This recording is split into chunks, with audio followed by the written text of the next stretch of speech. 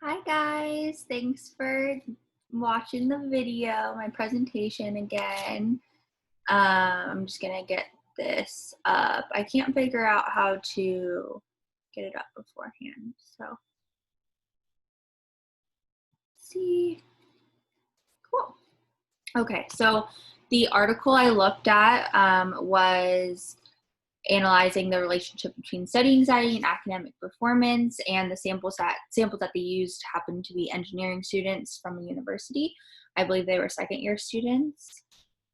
Um, so I said that. Oh, and it is also interesting that they chose engineering students with the lowest academic performance already.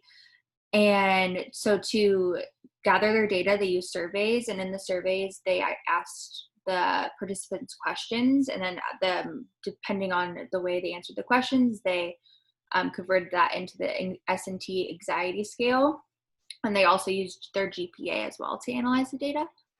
And then this kind of like defines what students with anxiety disorder look like. Kind of looks like me right now. I'm just kidding. I am a little anxious. And but they have passive attitude. They lack interest in learning. They have poor performance. They get nervous before class. They feel panicky. They'll maybe blank out during tests. I know I've blanked out during tests before. They feel helpless while doing assignments, and they lack interest in difficult subjects. So the methods, I told you about the 205 students.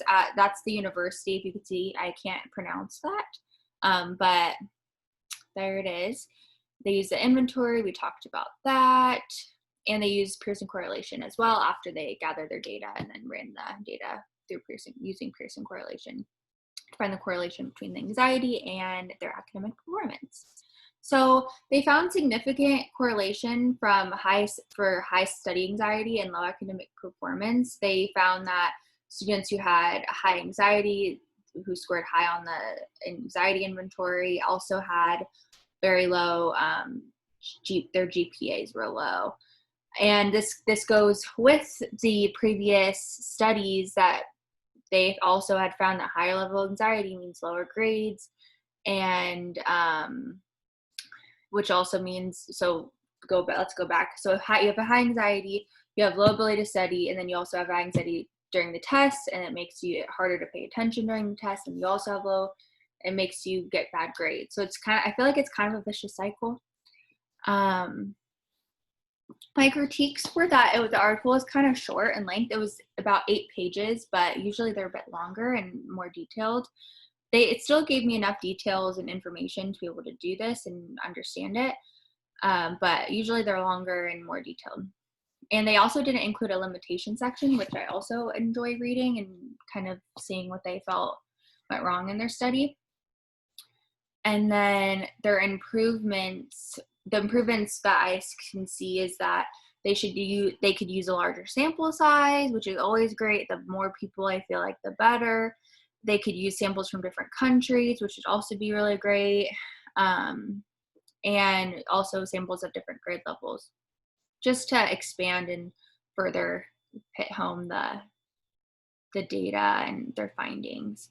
So for me, my future takeaways from this article is that I really want to create a classroom environment. I know my students will be like kindergarten, first or second grade level, so they hopefully shouldn't have too much anxiety. But I do want to try to create a classroom environment that lessens people's anxiety around schoolwork, around test taking, the whole deal, just about being in school. I really would like to do more research on how to create an environment for my students so they have a better chance at getting better grades and learning more. But that's all. So thanks for joining me. Hope you guys have a great rest of your day. Bye.